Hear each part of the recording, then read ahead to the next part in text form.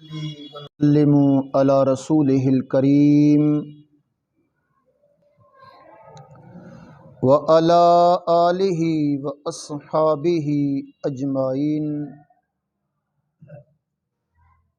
اما بعد فاعوذ باللہ من الشیطان الرجیم، بسم اللہ الرحمن الرحیم، حامیم والقرآن المبین، انا انزلناہ فی لیلۃ مبارکہ انا کنا منذرین فیہا یفرق کل امر حکیم۔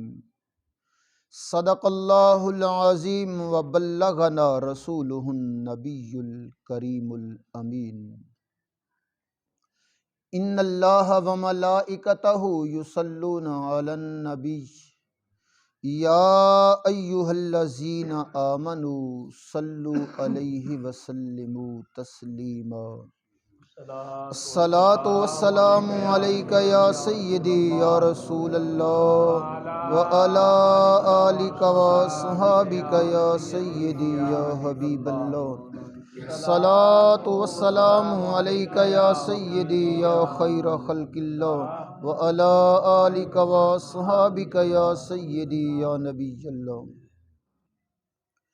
خلاق عالم کی حمد و ثنا، نبی مکرم شفیع معظم علیہ الصلاۃ والسلام کی خدمت اقدس میں محبتوں بھرا درود و سلام عرض کرنے کے بعد دعا ہے کہ خلاق عالم صدقہ محبوب ہر دو عالم حق سچ عرض کرنے کی توفیق عطا فرمائے، مجھے اور عالم اسلام کو نیک اور اچھے کام کرنے کی توفیق عطا فرمائے، آمین بجاہ خاتم النبیین۔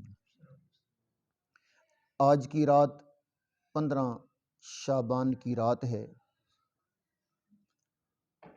اس رات کے بارے میں کم و بیش 10 صحابہ کرام علیہم الرضوان سے اس رات کی فضیلت میں احادیث مروی ہیں، جو متعدد کتب احادیث میں نقل کی گئی ہیں۔ ان میں سے 2 احادیث آپ کے سامنے آج رکھی جائیں گی، جن میں سے ایک حدیث سیاہ ستہ کی ایک کتاب میں نقل کی گئی ہے۔ خلاق عالم کا ارشاد ہے، حامیم والکتاب المبین، انا انزلناہ فی لیلۃ مبارکہ۔ حامیم قسم ہے روشن کتاب کی، بے شک ہم نے اسے برکت والی رات میں نازل کیا، اور بے شک ہم ڈرانے والے ہیں۔ فیہا یفرق کل امر حکیم، ہر حکمت والا کام اس میں تقسیم کر دیا جاتا ہے۔ اب انا انزلناہ فی لیلۃ مبارکہ، بے شک اس کو برکت والی رات میں نازل کیا گیا۔ اب قرآن کریم فرقان حمید میں خلاق عالم نے ایک مقام پر فرمایا، انا انزلناہ فی لیلۃ القدر، بے شک ہم نے اس کو قدر والی رات میں نازل کیا۔ اور کہیں فرمایا شہر رمضان الذی انزل فیہ القرآن، کہ رمضان کا وہ مہینہ ہے جس میں قرآن نازل کیا گیا۔ تو بعض لوگ یہ کہتے ہیں کہ انا انزلناہ فی لیلۃ مبارکہ سے مراد جو برکت والی رات ہے یہ رمضان المبارک میں ہے، اور قدر والی رات اور برکت والی رات ایک ہی رات ہے۔ لیکن اکثر مفسرین کہتے ہیں نہیں، برکت والی رات 15 شعبان کی رات ہے، اور قدر والی رات وہ رات ہے جس رات کو اللہ رب العزت نے 27 رمضان المبارک میں جس کو قرآن نازل کیا۔ اب ان دونوں کو کیسے ملائیں؟ قرآن نازل ہوا برکت والی رات میں نازل ہوا یا قدر والی رات میں نازل ہوا؟ اگر تو دونوں راتوں کو ایک ہی رات کہا جائے پھر تو مسئلہ ہی حل ہو گیا کہ یہ برکت والی رات بھی 15 جو برکت والی رات ہے یہ بھی رمضان میں ہے اور قدر والی رات بھی رمضان میں ہے، تو پھر تو مسئلہ بنتا ہی کوئی نہیں۔ لیکن اگر ہم یہ کہیں کہ 15 شعبان کو برکت والی رات کہا گیا ہے اور 27 رمضان کو قدر والی رات کہا گیا ہے، تو پھر سوچنا پڑے گا کہ قرآن کریم کس رات میں نازل ہوا۔ دونوں قرآن کی آیتیں ہیں، تو مفسرین کہتے ہیں قرآن کریم کے 2 شان نزول ہیں۔ قرآن کریم کے 2 شان نزول ہیں۔ پہلا شان نزول لوح محفوظ سے آسمان دنیا پر ہے۔ پہلا شان نزول لوح محفوظ سے آسمان دنیا پر ہے۔ 15 شعبان کو قرآن کریم کا جو نزول ہے وہ لوح محفوظ سے آسمان دنیا پر ہے۔ اس کے بارے میں فرمایا انا انزلناہ فی لیلۃ مبارکہ، بے شک ہم نے اس کو برکت والی رات میں نازل کیا ہے۔ تو یہ 15 شعبان جو برکت والی رات ہے، اس رات کو قرآن کریم لوح محفوظ سے آسمان دنیا پر نازل ہوا۔ اور انا انزلناہ فی لیلۃ القدر، جو قدر والی رات جو رمضان المبارک میں ہے، وہ ہے آسمان دنیا سے قلب مصطفیٰ پر قرآن کریم کا جو نزول ہے وہ درجہ بدرجہ 23 سال کم و بیش کے عرصے میں قرآن کریم نازل ہوا، وہ رمضان المبارک میں شروع ہوا۔ تو اب برکت والی رات، اس کے بارے میں فرمایا فیہا یفرق کل امر حکیم، اس میں ہر حکمت والا کام تقسیم کر دیا جاتا ہے۔ گویا کہ آئندہ سال میں جو کچھ ہونے والا ہے اللہ رب العزت وہ ملائکہ کے سپرد کر دیتا ہے۔ ہر کام پہ ملائکہ کی ڈیوٹی لگی ہے، ذمہ داری لگی ہے۔ مثلا اسرائیل کی ڈیوٹی موت دینے پر ہے، تو آئندہ سال جتنی اموات ہونی ہیں اللہ رب العزت یہ معاملہ اسرائیل کے سپرد کر دیتا ہے۔ گویا یہ دفتر اسرائیل کے سپرد، جس بچے نے دنیا میں آنا ہوتا ہے اس کا معاملہ بھی سپرد ہو جاتا ہے، اور جس بندے کو جو جو رزق ملنا ہے وہ بھی ملائکہ کے سپرد ہو جاتا ہے۔ کیوں؟ کہ انسان کو اس وقت تک موت نہیں آ سکتی جب تک وہ اپنا نصیب دنیا سے لے نہیں لیتا۔ تو اللہ رب العزت ملائکہ کے سپرد کر دیتا ہے کہ یہ آدمی فلاں آدمی کا حصہ، یہ فلاں کا حصہ ہے، یہ سارا ان کے سپرد ہو جا۔ گویا کہ ہر کام جو حکمت والا کام ہے وہ اللہ تعالیٰ ملائکہ کو تقسیم کر دیتا ہے۔ اسی لیے اس رات کے بارے میں ابن ماجہ کی حدیث، جس کو جناب علی المرتضیٰ رضی اللہ تعالی عنہ روایت کرتے ہیں، وہ علی جن کے بارے میں میرے آقا فرماتے ہیں حق علی کے ساتھ ہے، علی حق کے ساتھ ہے، جدھر علی ہوگا حق ادھر ہوگا، جدھر حق ہوگا ادھر علی ہوگا۔ اور تبھی فرمایا کہ علی کا دیکھنا بھی عبادت، علی کا ذکر بھی عبادت۔ وہ علی المرتضیٰ رضی اللہ تعالیٰ عنہ روایت کرتے ہیں کہ آقا نامدار سرور کون و مکان علیہ الصلوۃ والسلام ارشاد فرماتے ہیں جب 15 شعبان کی رات آتی ہے اللہ رب العزت آسمان دنیا پر نزول فرماتا ہے، آسمان دنیا پر نزول فرما کر اعلان فرماتا ہے۔ یہ سورج کے غروب ہونے سے سلسلہ شروع ہو جاتا ہے، یعنی جیسے سورج غروب ہوتا ہے، جیسے 15 شعبان کی رات کا آغاز ہوتا ہے، خلاق عالم آسمان دنیا پر نزول فرماتا ہے، اور یہ سلسلہ صبح و صادق تک جاری رہتا ہے۔ یہ سلسلہ صبح و صادق تک جاری رہتا ہے، اور اللہ رب العزت اعلان فرماتا ہے کوئی مجھ سے معافی مانگنے والا؟ ہے کوئی مجھ سے معافی مانگنے والا کہ میں اس کو معاف کر دوں؟ ہے کوئی بیمار مجھ سے شفا مانگنے والا کہ میں اس کو شفا دے دوں؟ ہے کوئی مجھ سے عافیت مانگنے والا کہ میں اس کو عافیت دے دوں؟ گویا کہ رحمت الہی پکار پکار کر کہتی ہے اے مانگنے والو دستے سوال دراز کرو، جو مانگو گے آج اللہ رب العزت اس رات کے صدقے عطا فرمائے گا۔ اور اس رات کو ہر اس آدمی کی بخشش ہو جاتی ہے جو شرک نہ کرتا ہو، جو اپنے بھائیوں سے قطع تعلق ہی نہ کرتا ہو۔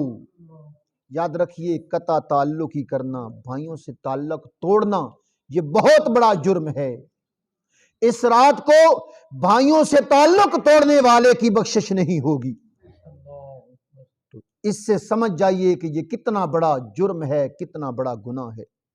اب بندہ کہتا ہے کہ میرا قصور تو نہیں، بھائی کی وجہ سے یہ معاملہ ہو رہا ہے، مگر یاد رکھیے اگر دونوں طرف سے ایک جیسا معاملہ ہو تو یہ افہام و تفہیم نہیں ہوتی۔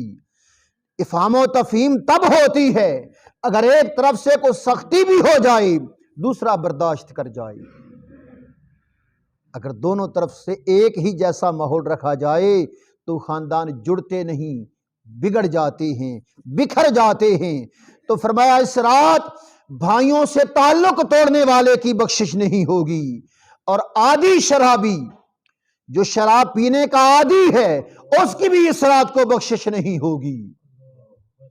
تو یہ سلسلہ مغرب سے لے کر صبح صادق تک جاری رہتا ہے، اعلان ہوتا رہتا ہے مانگنے والوں مانگو۔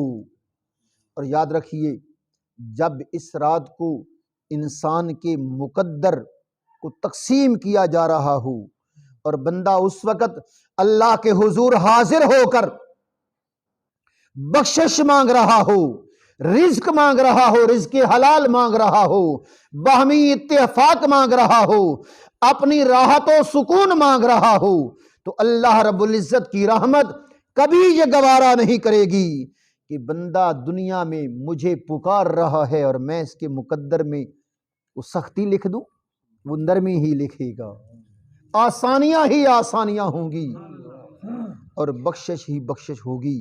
اس لیے کہا جاتا ہے، اور یہاں ایک ایسی دعا عرض کر دیتا ہوں، دعائیں تو ڈھیر ساری مانگی جا سکتی ہیں، ڈھیر ساری مانگی جا سکتی ہیں، لیکن کچھ دعا ایسی بھی ہیں جن کے مانگنے سے ایک شخص حج پہ گیا تو ہر مقام پہ درود پاک پڑھ رہا ہے، ہر مقام پہ۔ کسی نے کہا کہ یار ہر مقام کی الگ الگ دعائیں ہیں، تو ایک ہی دعا مانگے جا رہا ہے، جہاں جاتا ہے درود پاک ہی پڑھتا ہے۔ اس نے کہا فقط یہاں نہیں، میری زندگی کا معمول ہے، جب بھی میں دعا مانگتا ہوں سوائے درود کے کچھ نہیں مانگتا۔ پوچھا کیوں؟ کہا میں سفر پہ تھا، میرا والد ہمراہ تھا میرے، راستے میں اس سے موت واقع ہو گئی، میں نے اس کا چہرہ ڈھانپ دیا، کچھ دیر کے بعد دیکھا تو چہرہ بگڑ چکا ہے، میں پریشان ہو گیا کہ اس کی تدفین کیسے کروں۔ کہ اچانک ایک نورانی چہرے والا آیا، اس نے اس پر ہاتھ پھیرا، چہرہ روشن ہو گیا۔ میں نے پوچھا کون ہے؟ کہا میں اس کا نبی ہوں، اور اس نے زندگی میں ایک مرتبہ محبت و پیار سے درود پڑھا تھا، آج میں اس کی دستگیری کے لیے آیا ہوں۔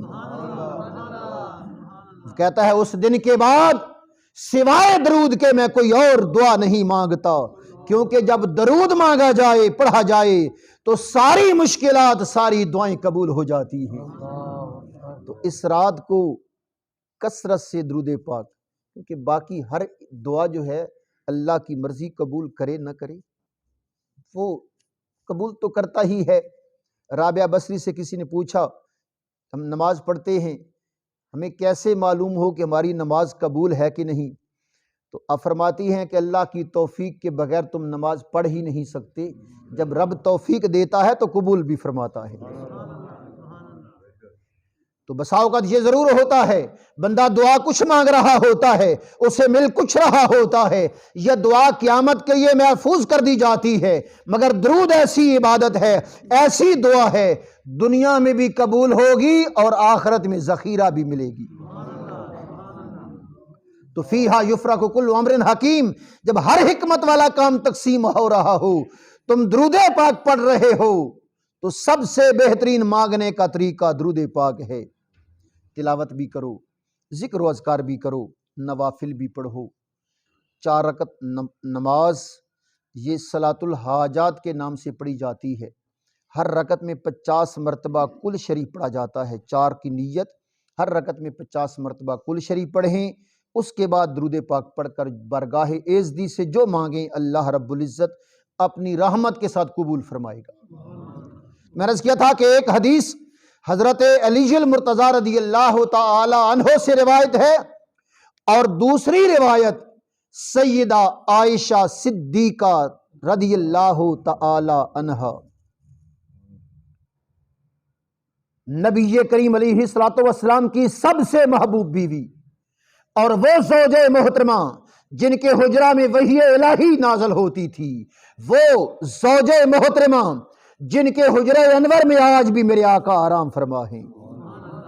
میرے آقا بیمار ہوئے نا تو باریاں تھیں، آپ ہر دن ایک زوجہ محترمہ کے پاس گزارتے تو بار بار پوچھتے عائشہ کی باری کب ہے، عائشہ کی باری کب ہے۔ تو ازواج مطہرات سمجھ گئیں کہ سرکار عائشہ صدیقہ کے ہاں رہنا چاہتی ہے، تو اجازت دے دی سب نے۔ دیکھو سرکار اس وقت بھی عدل و انصاف سے کام لے رہے ہیں، حالانکہ سرکار حکم دے دیتے، سرکار کا حکم شریعت ہے، قانون الہی ہے، مگر سرکار ہمیں درس دے رہے ہیں، سرور کون و مکان ہمیں سمجھا رہے ہیں کہ جیسے بھی حالات ہوں عدل و انصاف کا دامن نہ چھوڑنا۔ تو آپ علیہ السلام نے زندگی، ظاہری زندگی کے آخری ایام حضرت عائشہ صدیقہ رضی اللہ تعالی عنہا کے حجرہ انور میں گزارے، اور آج بھی وہاں آرام فرما ہیں۔ تو آپ فرماتی ہیں ایک رات سرکار میرے ہاں تشریف فرما ہوئے تو میں کیا دیکھتی ہوں، بیدار ہوئی، دیکھا سرکار میرے پاس موجود نہیں، آقا نامدار موجود نہیں ہیں۔ کہتی ہے میں پریشان ہو گئی، آپ علیہ السلام کی تلاش میں باہر نکلی، اور صحابہ کرام کو سرور کون و مکان کو تلاش کرنے کے لیے کسی سے پوچھنے کی ضرورت نہ پڑتی۔ بندہ نہ مل رہا ہو تو کسی سے پوچھا جاتا ہے نا کہ فلاں کو ملنا ہے۔ نبی کریم علیہ الصلوۃ والسلام کو اگر صحابہ کرام تلاش کرنا چاہتے کبھی نہ پوچھتے، کیونکہ سرور کون و مکان کی خوشبو بتا رہی ہوتی کہ سرکار کہاں تشریف لے گئے ہیں۔ وہ خوشبو سونگھتے سونگھتے آقا نامدار تک پہنچ جاتی، پوچھنا پڑتا ہی نہ۔ تو سیدہ عائشہ صدیقہ رضی اللہ تعالی عنہا سرور کون و مکان کو تلاش کرتے کرتے جنت البقیع میں پہنچی، میرے آقا علیہ الصلوۃ والسلام بارگاہ ایزدی میں دعا کر رہے ہیں۔ جب دعا ختم ہوئی میرے آقا واپس پلٹے تو عائشہ صدیقہ رضی اللہ تعالی عنہا دوڑ کر پہلے گھر داخل ہو گئی اور چرپائی پر لیٹ گئی۔ اب وہ کون سی بات ہے جو میرے آقا سے پوشیدہ ہو؟ وہ کون سی بات ہے جو سرور کون و مکان سے پوشیدہ ہو؟ جیسے میرے آقا تشریف لائے، فرمایا عائشہ صدیقہ کیا تیرا خیال یہ تھا اللہ اور اس کا رسول تیرے ساتھ نا انصافی کرے گا؟ مراد کیا تھی؟ عائشہ صدیقہ بھی جانتی تھی در رسول ہے، عرض کی جی ہاں یا رسول اللہ، میرا یہی خیال تھا کہ شاید آپ علیہ السلام کسی دوسری زوجہ محترمہ کے پاس تشریف لے گئے ہیں، اس لیے میں اس تجسس میں، اس جستجو میں باہر نکلی۔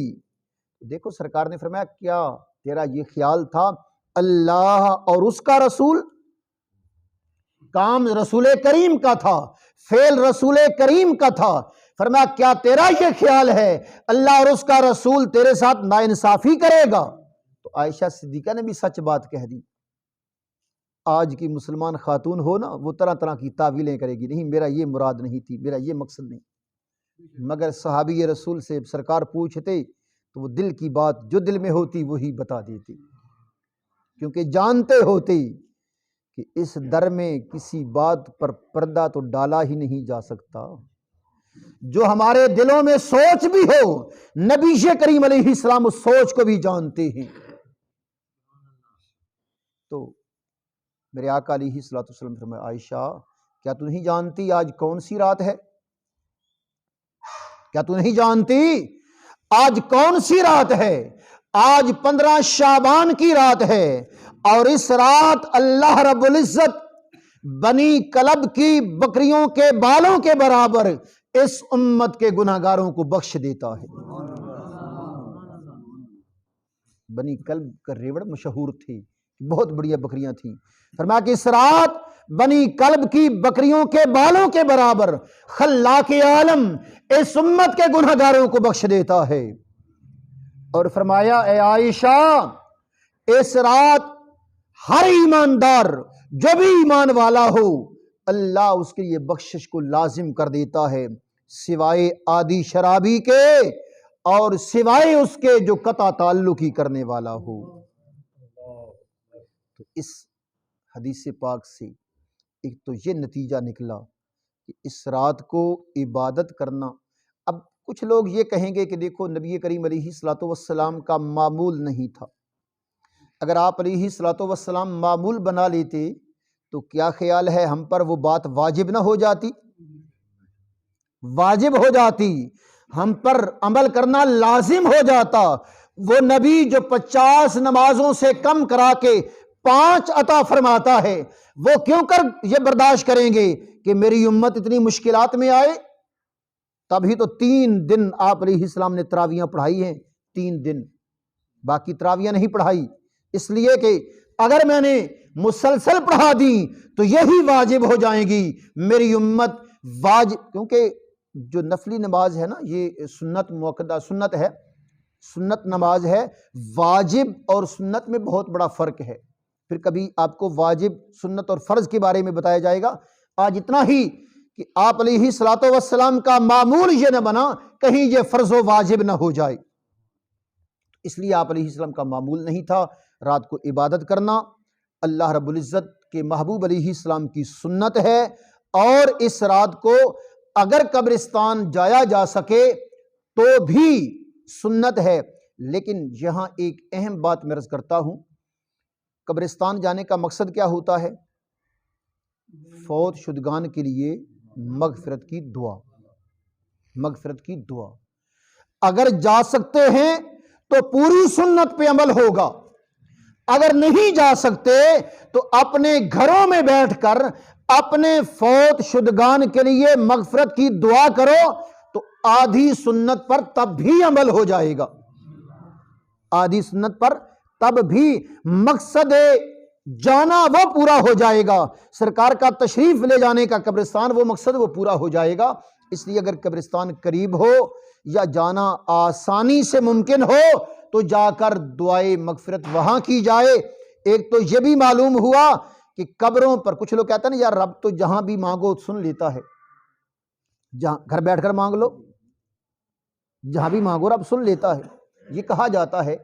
تو اگر یہی نقطہ یہی مسئلہ ہوتا تو سرکار وہیں مسجد نبوی میں آ جاتے، دعا کر لیتے، لیکن سرکار کا قبرستان تشریف لے جانا اس بات کی عکاسی کرتا ہے، وہ سنتا ہر جگہ ہے، لیکن کچھ مقامات ایسے ہوتے ہیں جہاں جا کر مانگنے میں اجر و ثواب زیادہ ہوتا ہے۔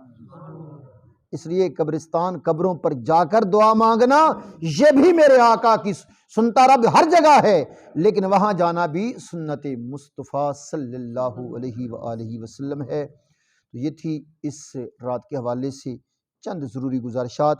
دعا ہے خلاق عالم اپنے محبوب علیہ السلام کے صدقے جس قدر آسانی سے ہو سکے اس رات بندگی کرنے کی، نوافل پڑھنے کی، نماز تسبیح پڑھنے کی توفیق اور سعادت عطا فرمائے، آمین بجاہ خاتم النبیین صلی اللہ علیہ وآلہ وسلم۔ دعا فرمائے۔